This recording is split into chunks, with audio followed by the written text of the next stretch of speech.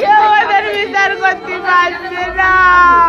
ওরা গেছে কি আমার পিস্তল টাকায় করছে ঘর খালি কর, ঘর খালি কর, পুরাই দেবো, আগুন ধরাই দেবো, তোর বাচ্চা দুটো শেষ করে ফেলবো, বাচ্চা পাবি না, তোর স্বামী পাবি না, বেরোয় যা, এই ঘর আগুন ধরাই দেবো, তোদের বাপের ঘর, এই ঘর। আমার ভাই বেরোইছে কষ্ট। ভাই কি হয়েছে ভাই? ওই কুদরত, ইমন, সাকিব, মোহাম্মদ, হৃদয় আর অনেকজন, ইমনের হাতে পিস্তল, কুদরতের হাতে পিস্তল। ওই ইমন কয়দিন আগে রাকিবরে গুলি করলো, ওই কুদরত রমজান মার্ডার করলো, ওই ইমন জুম্মান মার্ডার করলো। ওরা কত মার মুখ খালি করেছে, কেউ ওদের বিচার করতে পারছে না। বাচ্চার মুখের দিকে তাকায়নি।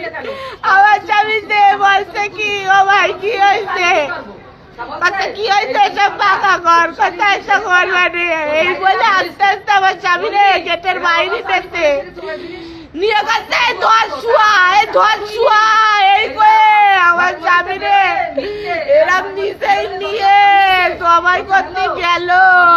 আমি মনে করি যে আমার স্বামী সবাই করে দিয়েছে, আমার স্বামী মরে গেছে, আমার আটকাই রেখেছে। আমি ওই বড় ওই ওই হাসপাতালের মতন ওরকম রডের ওই বাতিল টপকায় মিশাই লাভ দিতি দিয়ে যাচ্ছি, আমার ঢেকায় ফেলাই যাচ্ছে ওই মোহাম্মদ, আর এরকম সরাই যাচ্ছে, আমার কারুর বাড়ি জাতি দেখছে না, কারুর চাকরিও দেখছে না, আমার মুখ থেকে ধরছে। ও আল্লাহ, আমার বাচ্চা দুটো আটকাই রেখেছে, রেখে আমার স্বামী দুটোর মেরে তাও যাচ্ছে না। ওরা আস্তে আস্তে ধীরে সুস্থে আমার স্বামীর ওই কষ্ট, আমার স্বামী চটপট করছে। আমি এত চিল্লাই লোকজন আইনে, আল্লাহ 999 ফোন দিছি, ধরিনি। ওই টিভি অফিসে গেছি, ওদের কেউ কিছু করে না, ওদের টাকার জন্য। ভাই টাকাই সব দুনিয়ায় মানুষের জীবনের দাম রে।